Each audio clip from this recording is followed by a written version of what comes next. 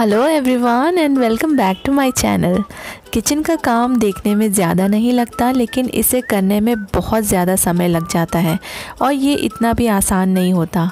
Kitchen और घर के कामों में हम अपना बहुत सारा समय और पैसा दोनों खर्च करते हैं। आज मैं आपको कुछ ऐसे टिप्स और हैक्स बताऊंगी जिससे आप अपना बहुत सारा समय और पैसा दोनों ही बचा सकते हैं, और इन सभी टिप्स को फॉलो करके आपका बहुत सारा घर का और किचन का काम बहुत ही आसान हो जाएगा। तो चलिए फिर बिना देर किए आज का वीडियो स्टार्ट करते हैं।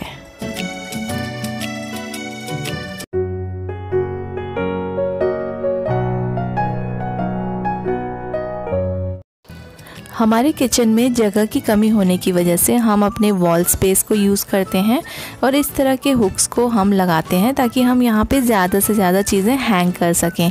बट होता ये है कि एक हुक में हम बड़ी मुश्किल से एक ही चीज़ हैंग कर पाते हैं, और अलग अलग सामान को हैंग करने के लिए हमें बहुत सारे हुक्स का यूज़ करना पड़ता है। तो अब एक ही हुक में 3 से 4 चीज़ें किस तरह से हैंग कर सकते हैं। आप इस तरह की रस्सी ले लीजिए जो भी आपके पास अवेलेबल हो, और उनको अलग अलग साइज़ में कट करके जो भी सामान आपको हैंग करना है उसमें बांध दीजिए। तो मुझे यहाँ जो भी हैंग करना है मैंने तीनों में अलग अलग ये रस्सी बांध दी है, और तीनों के मैंने साइज़ अलग रखे हैं, किसी को छोटा और किसी को बड़ा। और देखिए इस तरह से आप इजीली एक साथ सारी चीज़ों को एक ही हुक में हैंग कर सकते हैं।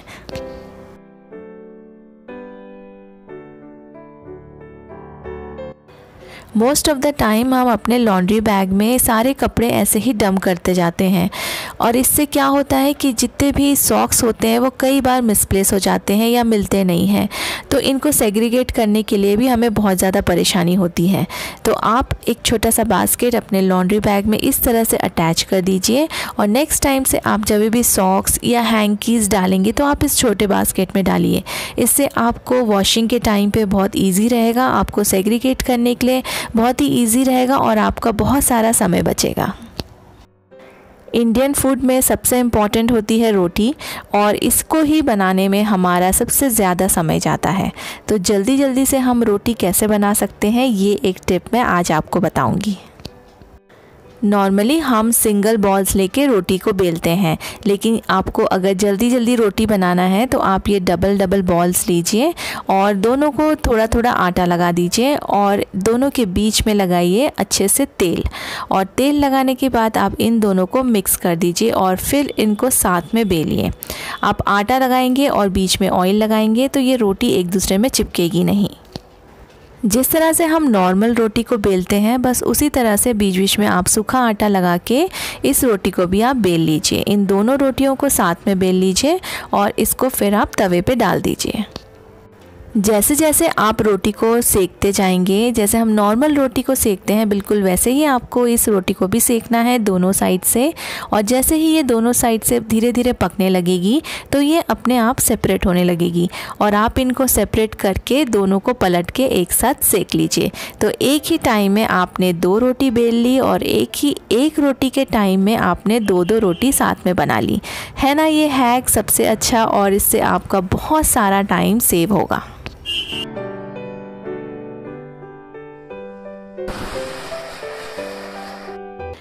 ऐसा ही कुछ होता है ना जब भी हम दाल बॉईल करते हैं कुकर में, तो इस प्रॉब्लम से बचने के लिए आपको ऐड करना है थोड़ा सा ऑयल जब भी आप दाल को बॉईल कर रहे हो, और आप उसमें 1 स्पून या फोर्क डाल दीजिए। जब भी आप ऐसा करेंगे तो आपका जो प्रेशर कुकर है वो बिल्कुल भी दाल बाहर नहीं फेंकेगा। गर्मी का मौसम आते ही हम कोल्ड ड्रिंक्स और शरबत ये सारी चीज़ें यूज़ करने लगते हैं, बट कई बार ऐसा होता है कि हम इनको पूरा फिनिश नहीं कर पाते, और इस तरह से कोल्ड ड्रिंक रखे वो फिर पीने में मज़ा नहीं आता। तो जो ये बची हुई जो कोल्ड ड्रिंक्स होती है उसका हम क्या करें, आप उनको छोटे छोटे ये जो सिलिकॉन के मोल्ड्स आते हैं उसमें डाल के आप आइस क्यूब्स बना लीजिए, और जब भी आप कोई शरबत या ऑरेंज जूस या लेमन जूस सर्व करते हैं आप उसमें ये आइस क्यूब्स डाल दीजिए। इससे ये जो आप शरबत पिएंगे उसका भी टेस्ट बहुत अच्छा हो जाएगा। और क्योंकि जब हम आइस क्यूब्स यूज़ करते हैं तो वो और भी ज़्यादा वाटरी कर देता है किसी भी कोल्ड ड्रिंक या शरबत को। तो इस तरह से अगर आप इसके आइस क्यूब्स यूज़ करेंगे तो ये आपके जो शरबत है और जो कोल्ड ड्रिंक्स है उसका फ्लेवर और इंक्रीज़ करेगा। और एक हैक है, जैसे कि हम कॉफ़ी को पानी में मिक्स करके इसके भी आप आइस क्यूब्स बना सकते हैं। और जब भी आप कोल्ड कॉफ़ी बनाएंगे तो आप ये वाले आइस क्यूब्स अपने कोल्ड कॉफ़ी में डालिए, आपकी कोल्ड कॉफ़ी का टेस्ट बहुत ही अच्छा हो जाएगा।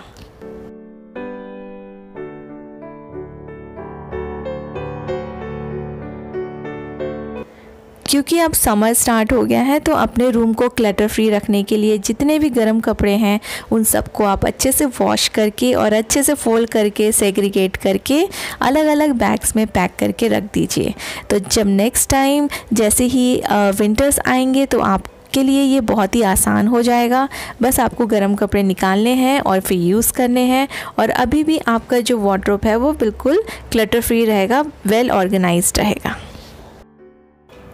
जिस तरह से गर्मियों में हम अपना खाना पीना क्लाइमेट के हिसाब से करते हैं और जो हम कपड़े पहनते हैं वो भी हम गर्मी के हिसाब से ही पहनते हैं, उसी तरह से आपको अपने जो घर के जो बेडशीट्स हैं और जो कर्टन्स है वो भी आपको गर्मी के अकॉर्डिंग ही यूज़ करने चाहिए। जैसे कि अभी बहुत ज़्यादा गर्म है तो आप लाइट कलर के बेडशीट्स और लाइट कलर के कर्टन्स यूज़ कीजिए। कॉटन के बेडशीट्स, कॉटन के पिलो कवर्स यूज़ कीजिए। इससे आपका जो रूम है वो बहुत ही कूल रहेगा।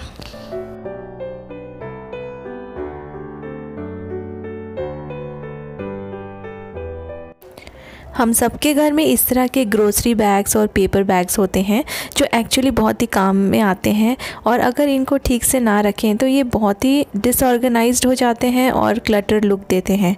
तो इनको किस तरह से हम ऑर्गेनाइज्ड रख सकते हैं? सबसे पहले आप इनको अच्छे से फोल्ड कर लीजिए। जितने भी आपके पास ग्रोसरी बैग्स हैं और पेपर बैग्स हैं, आप सबको अच्छे से फोल्ड कर लीजिए।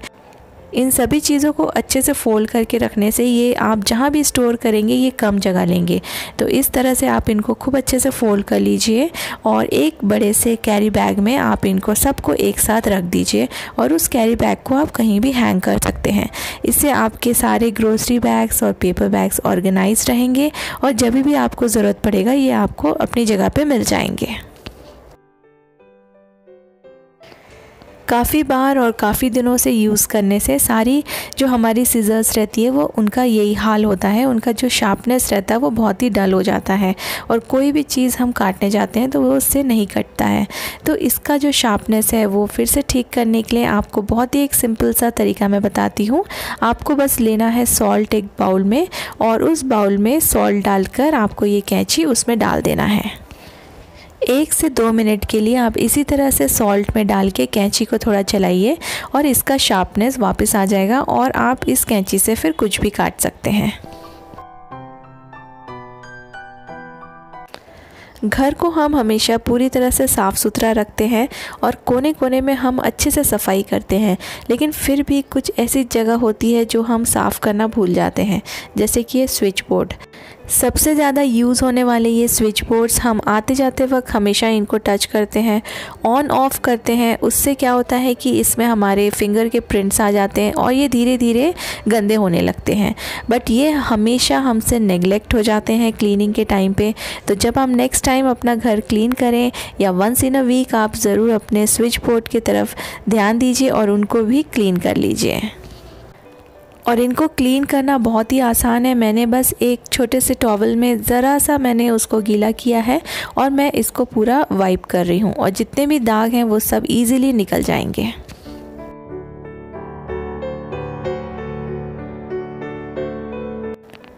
कई बार ऐसा होता है कि जब हम अपना लेफ़्ट ओवर फूड छोटे छोटे बाउल्स में ट्रांसफ़र करते हैं तो बाउल्स के बाहर भी कुछ ना कुछ लग जाता है, और हम उन बाउल्स को ऐसे ही उठाकर फ्रिज में रख देते हैं, और इनके नीचे लगे हुए फूड पार्टिकल्स या जो भी कुछ लगा रहता है उससे हमारा फ्रिज का जो रैक्स है वो भी गंदे हो जाते हैं। तो नेक्स्ट टाइम आप जब भी ट्रांसफ़र करें फूड को तो फ्रिज में रखने के पहले सभी बाउल्स को नीचे से एक बार अच्छे से वाइप कर लें और उसके बाद ही आप उसको फ्रिज में रखें।